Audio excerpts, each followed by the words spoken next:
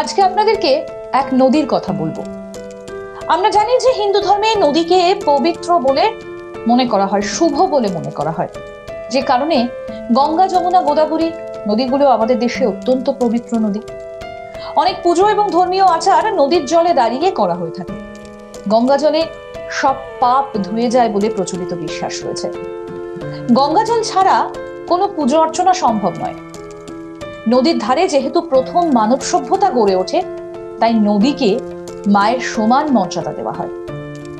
কিন্তু জানেন কি, হিন্দু ধর্মেই এমন একটা নদীর উল্লেখ করা আছে যেটা অত্যন্ত ভয়াবহ। গরুড় পুরাণে এই নদীর কথা বিস্তারিতভাবে আলোচনা করা আছে। প্রত্যেকটা মানুষকে মৃত্যুর পর এই নদী পেরোতে হয়। নিশ্চয়ই আপনারা বুঝতে পারছেন কোন নদীর কথা বলছি। নদীটার নাম হচ্ছে বৈতরণী নদী। কোনো পাপী আত্মাকে দেখলেই বৈতরণী নদী টগবগ করে ফুটতে আরম্ভ করে।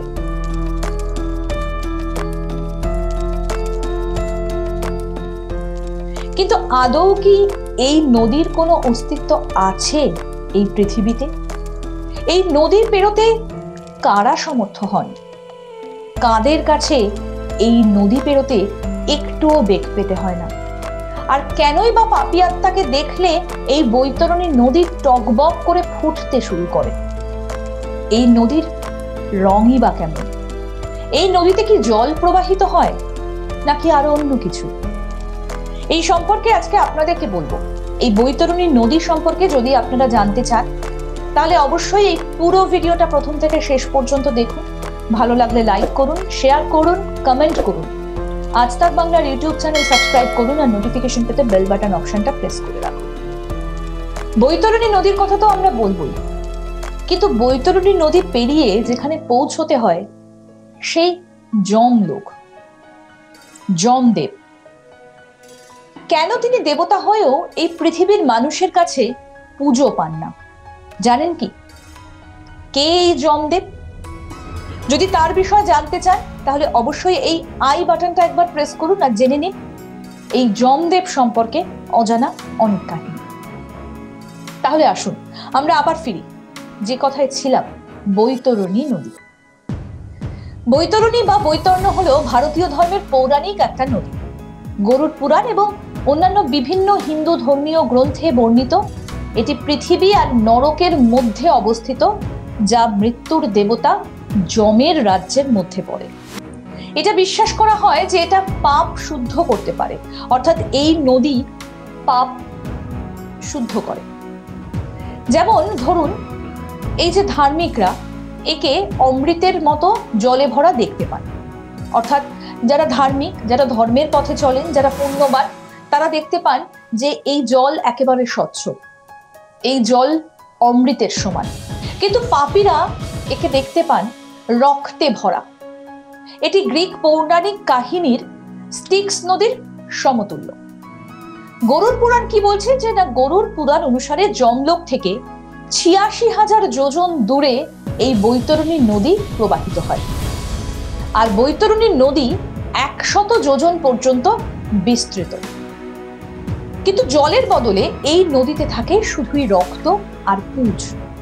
মৃত্যুর পর যখন আত্মাকে যমলোকে যেতে হয়, তখন পথেই বৈতরণী নদী তাকে পেরোতেই হয়। আর এই নদীতে কিলবিল করে ঘুরে বেড়ায় ভয়ঙ্কর সব পোকা, কুমির, শকুনের মতো সব ভয়ঙ্কর প্রাণী। আত্মার পথ প্রদর্শক নদীর খেয়া যাত্রীদের নামমাত্র মূল্যে নদী পার করা হয়। নিশ্চয়ই আপনাদের মনে থাকবে যে মৃতদেহ সৎকারের পর যখন অস্থি বিসর্জন দেওয়া হয়, তখন তাতে আমরা কিছু টাকা দিয়ে থাকি। সেটাই হচ্ছে, এইটাই মনে করা হয় এবং পুরাণ মতে এটাই বলা হয়, ওটা হচ্ছে বৈতরণী নদী পেরোনোর জন্য সেই মূল্য, যেটা বৈতরণী নদী পেরোতে কাজে লাগে। একজন মৃত ব্যক্তিকে তার মৃত্যুর সময় উপহার দেওয়া গরু, বৈতরণী গাভী বলা হয়। তাকে নদীর ওপারে সারিবদ্ধ করার অনুমতিও দেওয়া থাকে। এগুলো সবই গরুড় পুরাণে বলা হয়েছে। স্কন্দ পুরাণের হরিহরেশ্বর মাহাত্ম্যে একটি ভৌত নদী উল্লেখ করা হয়েছে, যেটা পূর্ব মহাসাগরে পতিত হয়েছে। এতে স্নান করে সে চিরকাল যমের যন্ত্রণা থেকে মুক্তি পায়। শিবের কাছ থেকে বর পাওয়ার পর পরশুরামের তপস্যার কারণে পাতাল থেকে নদীটা পৃথিবীতে আনা হয়েছিল বলে সেখানে বর্ণনা করা হয়েছে। অন্যদিকে রামায়ণ অনুসারে রাবণ তার পুষ্পক বিমানের ওপর রক্তাক্ত বৈতরণী অতিক্রম করে। মহাভারত অনুসারে বৈতরণী সকল পাপ ধ্বংস করতে পারে।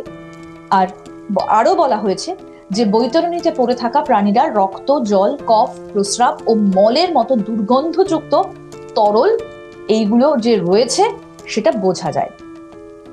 বৈতরণী নদী এমন একটা নদী যা একজন ব্যক্তির মৃত্যুর পর ধর্মরাজের দরবারে যে পথ রয়েছে সেই পথে এটা আসে। বৈতরণী নদীর অস্তিত্ব হিন্দুরা বিশ্বাস করে। এই নদী রক্ত পুঁজে ভরা আর নোংরা জিনিসে পরিপূর্ণ একটা জায়গা। নোংরা গন্ধে ভরা এই নদী পার হওয়ায় এই নদীর খুবই দুর্নাম রয়েছে বলা যেতে পারে, একটা দুর্গন্ধ রয়েছে, সেটাও কিন্তু বিভিন্ন জায়গায় বলা হয়। নদীতে উগ্র মাংস খাওয়া পাখি, মাছ, পোকামাকড়, কুমির, অন্যান্য হিংস্র প্রাণী এরা যারা আক্রমণ করে কোনো পাপী আত্মা যখন এই বৈতরণী নদী পেরোয়। এই নদীর উপরে আগুন আছে এবং আগুন লাগানো হয় এরকমটাও বলা হয়, এবং যে কারণে এই নদীর জল নাকি অত্যন্ত গরম এটাও কোথাও কোথাও বর্ণনা করা হয়েছে। আর এই নদী বিশেষ করে পাপীদের জন্য তৈরি করা হয়েছিল। পাপীরা এই নদীতে পার হয়ে জ্বলন্ত এ পোকামাকড় এবং সমস্ত প্রাণী দ্বারা তাদের মাংস ছিঁড়ে খায়, এবং তারপর তারা যখন পার হয়ে ওপারে যায় তখন তাদের নাকি পাপ স্খলন হয়ে যায়, এরকম কথাও বিভিন্ন জায়গায় বলা হয়েছে। আর কাদের জন্য এই নদী ভালো? যারা ভালো কাজ করেছে তাদের এই নদী পার হবার জন্য একটা নৌকো থাকে। বৈতরণী নদী সহজে পেরোতে গেলে কি করতে হবে? গরুড় পুরাণ অনুসারে বলা হয়েছে, নারায়ণ বলেছেন যে পুণ্যবান আত্মার মৃত্যুর পর বৈতরণী পেরোতে কোনো কষ্ট করতে হয় না। যে ব্যক্তি ধর্মের পথ অনুসরণ করে, জীবন কাটান, অনাথ আতুর দরিদ্রদের দিকে সবসময় সাহায্যের হাত বাড়িয়ে দেন, তিনি নাকি সহজেই যমলোকের পথে যাত্রা সম্পন্ন করতে পারেন। আর পুণ্যবান আত্মাকে যমদূতরা নৌকায় বসিয়ে বৈতরণী নদী পার করায়। পুণ্যাত্মা বৈতরণী পেরোনোর সময় এই নদী শীতল হয়ে যায় এবং শান্ত হয়ে থাকে এই নদী।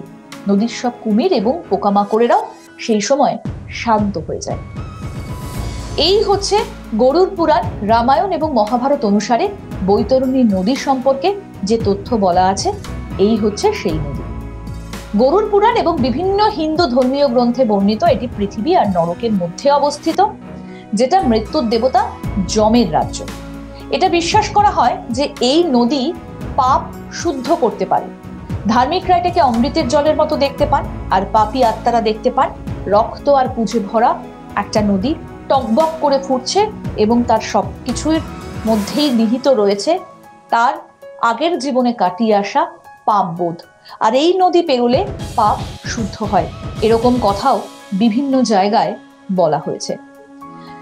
গঙ্গা, যমুনা, গোদাবরী আমাদের দেশে অত্যন্ত পবিত্র নদী, কিন্তু এই বৈতরণী পেরোতে গেলে পাপী আত্মাকে কালঘাম ছোটাতে হয়।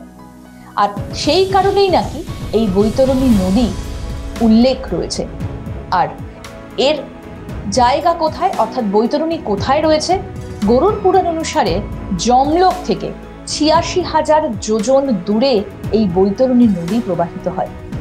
বৈতরণী ১০০ যোজন পর্যন্ত বিস্তৃত, কিন্তু জলের বদলে এখানে থাকে শুধুই রক্ত আর গরম পুঁজ।